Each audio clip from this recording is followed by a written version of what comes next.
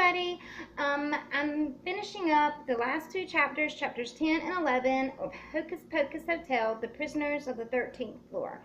I think I've said that 50 times. Okay, and there it is, and this book is by Michael Dahl, and chapter 10 is Ty and the Trap. The 12 priceless statues of Enrico Indiago had been locked in room 1308 for 50 years. That's a long time.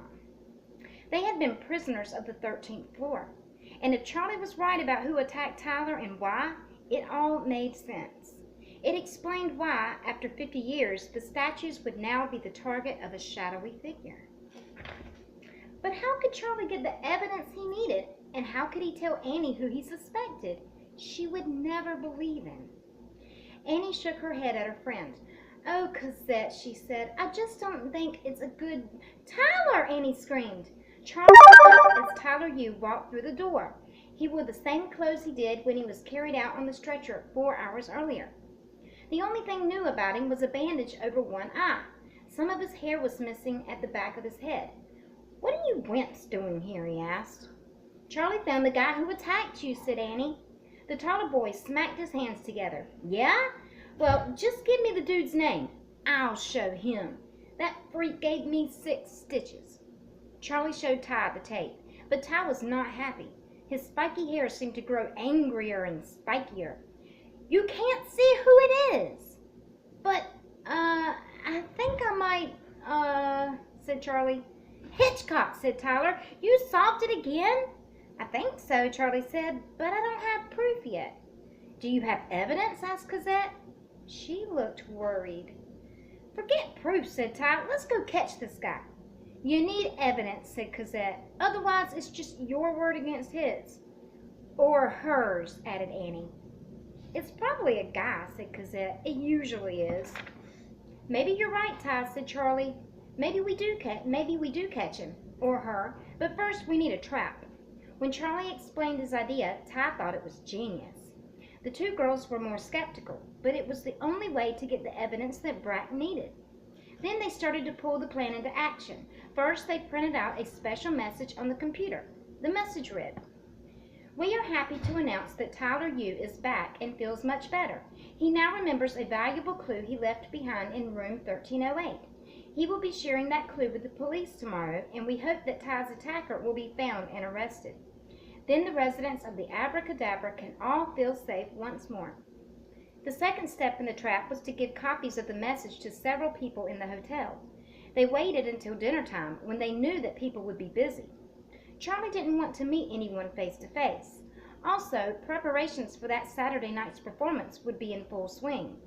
So they slid the copies under the doors of Dottie Drake, Mr. Madagascar, and Mr. Thursday. A copy was dropped off in the dressing room backstage. They even left one at the front desk so that Rocky would see it. Then Charlie made a few more phone calls from the hotel office, spent a few minutes Googling on the computer, and made sure his flashlight batteries were working. "I think that's everything," said Charlie when they all met back in the lobby. "Now's the fun part," said Ty, smacking his fist into his palm. "Do we have to do this?" asked Cosette, a nervous look on her face. Annie patted her friend's shoulder. "We'll be all together," she said. "Besides, it'll be fun." Cosette lifted an eyebrow. "Really? Fun?" "Thrilling?" suggested Annie. "How about terrifying?" said Cosette. Charlie agreed. He wasn't looking forward to this part of the plan, and less than 20 minutes later, as he stood in room 1308 in pitch darkness, he had to force down panic. It bubbled up inside his chest and into his throat. "I am not going to scream," he told himself. Charlie was standing behind the statue of Hades, Lord of the Dead. The other 3 kids were hidden behind various statues. Charlie felt dizzy. He leaned against the statue. "I hear something," whispered Annie. They all froze. "I think that's my heart pounding," said Cosette. "I have something I need to confess." Charlie's mind rapidly pieced new clues together. Had he been wrong all this time? Was the criminal Cosette? She carried keys to the old rooms of the 13th floor. She had recently started working at the hotel right before Brack disappeared. When she came out of room 1308, when Tyler was hurt, she could easily have locked the room behind her after she had knocked him out. And when Charlie tried to unlock it and the key wouldn't work, there was only one explanation. She had given him the wrong key on purpose. And here are all 4 kids hiding in the statues. Oh, you can't see it because of the shadow. Alright. Cosette could have moved that statue by herself, too. She could have used the trolley. And when the thief was caught on videotape, where was she? But why would she do it? Charlie heard Cosette gasp. A flashlight beam from outside the room was traveling along the bottom edge of the door. Someone was standing just outside. Someone gripped the doorknob. Charlie heard a scrape and then a rustle. The lock was being fiddled with. Then, click. Charlie took a deep breath. He felt the hairs on the back of his neck prickling up like ant feelers. Lights! Charlie shouted. The 4 of them switched on their flashlights at once, aiming at the intruder. The figure lifted its arms. It tried to hide, but they could see exactly who it was. Chapter 11, Ancestors. David Dragonstone! The young magician lowered his arms and squinted into their flashlights. What's going on? Tyler stepped out from behind a statue that held twin thunderbolts. Charlie thought his friend looked angry enough to start throwing thunderbolts of his own. You're the jerk who hit me, Ty said. It was an accident, cried Dragonstone. It was no accident when you stole that statue of Aphrodite, said Annie. You kids are nuts, said Dragonstone. He quickly turned to exit the room, but the door was locked. He rattled the knob, but it still wouldn't open. How do you like our magic trick, said Ty. Dragonstone turned to face them. His eyes gleamed angrily. What are you doing in here anyway, he demanded. What are you doing in here, cried Annie. He's looking for that clue I supposedly remembered that would point to his guilt, said Ty. But there is no clue, Dragonstone. We just made that up. It's a trap, said Charlie. And wait, here's the picture of Dragonstone coming in. And he's shocked to see all the kids there. And I guess they're just as shocked to see him. All right. A feeling of relief hit him like sunshine through an open door. He was glad his first hunch was right. Cosette was innocent. But then, what had she been close to confessing before Dragonstone arrived? Dragonstone laughed. A trap? Don't be stupid. I just came here to take a look at these incredible statues. But you've seen them before, said Charlie, plenty of times. Probably in old photographs that belonged to your grandfather. Or was it your uncle? Dragonstone was silent. I looked him up on the computer, said Charlie. Ernesto Indriago. Indriago means dragon in Spanish. And that's where you're from, Spain. Anyone could have known about these statues, said the magician. Only Brack and Ernesto knew about them, said Charlie. They got delivered to the wrong floor and ended up locked in this room for years. Only those 2 men knew about them, or whoever they told, and I thought it was weird that in all this time, after 50 years, that now was the time when someone actually tried to steal them. The first time you ever performed here. Pure coincidence, said Dragonstone, folding his arms. I have nothing to do with this. You just said it was an accident that you hit Tyler, Annie pointed out.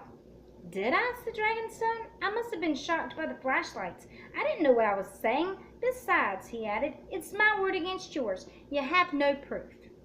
We got plenty of proof, you creep, said Tyler. Charlie noticed a bead of sweat forming on Dragonstone's pale face. We have a videotape, said Charlie. It shows a man carrying a statue into an SUV. Does it really, said Dragonstone? Does it show me? Can you see my face?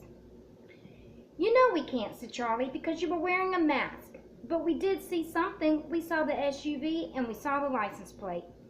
We can give that number to the police and find out who owns it. Suddenly the door swung open. We already have, said Brack. Behind him stood 3 police officers. The men crowded into the room. We also found a pair of keys belonging to the SUV in your room, Mr. Dragonstone, said one of the officers. Right now we're examining the SUV. We found it parked a few blocks away from the hotel. This is ridiculous, said Dragonstone. First of all, how could I possibly have been in this room when your friend got injured, when I was outside all the time? Charlie smiled. Because you weren't outside. You were inside all the time. Then he explained how the magician had managed his trick. Dragonstone had stolen the statue of Aphrodite, loading it off the dock and into his SUV. That was around 12:15. Then he returned to the hotel. He planned to steal a second statue. Dragonstone was inside room 1308 when Charlie, Ty, and Cosette entered. It was too late to find a hiding place, so Dragonstone stood off in a corner, frozen still. In the dim light of a flashlight and wearing his trademark white suit, he would blend in with the statues. Charlie had seen him out of the corner of his eyes, but mistook the magician for a statue. That's why Charlie had thought all 12 of the statues were in the room at that time. Then, after Ty pushed Cosette and Charlie into the hall and locked the door, Dragonstone tried to find a better hiding place. But he was afraid Ty might see him, so he knocked him out. "I would never be so brutal," cried Dragonstone. "That's where you're wrong," came a voice from the doorway. "Theophilus!" cried Charlie. The evil magician, wearing his dark cape, looked angry and sad at the same time. He stared at his young partner. "You and I had coffee with Brack in his home the other night," he said. "I was in disguise because I know how Brack feels about me." Brack was silent. "And then when he unmasked me," continued Theophilus, "I left and returned to my room, but you stayed behind." He pointed to Dragonstone. "I found out that Brack had vanished the next day. I decided to use it to my advantage and finally take over this hotel, but I did not realize who had kidnapped Brack until I saw this room today. Then I knew. You are the grandson of the famous Ernesto Indriago, and I knew he had sent the statues here. Brack had told me about them many years ago, but I had forgotten all about them until today." Theophilus turned to Brack. "I am sorry about all this," Theophilus said in a low voice. "I had no idea to what lengths Ernesto's grandson would sink." "That still doesn't explain how we saw Mr. Dragonstone come in from the hall after Tyler was attacked," said Cosette. "How could he get out of the room?" "He never did," said Charlie. "After hitting Tyler, he hid beside the door in the dark. He used the black cape that he covered up the statues with to hide himself, to melt into the shadows. Then when Rocky broke down the door, everyone started crowding into the room. Dragonstone just joined the crowd. No one noticed how he got there. We were all too busy looking at Ty." "Look!" shouted Annie.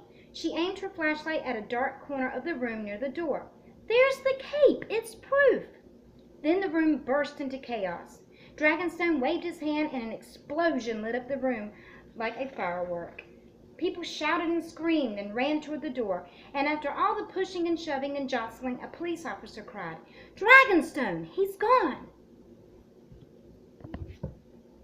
The officers split up and ran down the several hallways searching for the magician. It was flash power," said Theophilus grimly, "an old trick." "The old tricks are the best," said Brack. Annie turned to her friend. "Cozy," she said, "remember earlier when you said you had something to confess?" Cosette blushed. "I couldn't take being in the room any longer. I had to tell you guys that I'm afraid of the dark." "Just like Brainiac here," said Tyler, nodding toward Charlie. Theophilus cleared his throat very loudly and then said, "I shall go and tell our audience there's been a change of plans." "Wait," said Brack, holding up a hand. "A change, yes, but not a cancellation." Theophilus stared at his former partner and frowned. "You mean—" "We'll go on instead," said Brack. "You and I. I'm sure we can improvise a show. A good show, too." "But what about Dragonstone?" asked Charlie. "Oh, I doubt if the police will find him this time," said Brack. "He's far too clever." "But at least you and your friends foiled his plans and saved the hotel from losing millions of dollars worth of art." "What do we do now?" asked Tyler. Brack bowed to him over his cane. "You run downstairs and grab the best seat in the house, young man, for the show must go on." And here's Theophilus, Brack, Charlie, and Tyler, and everything is good. And that was a good book. These are good. So I'll find some more Hocus Pocus hotels and I'll read them. All right.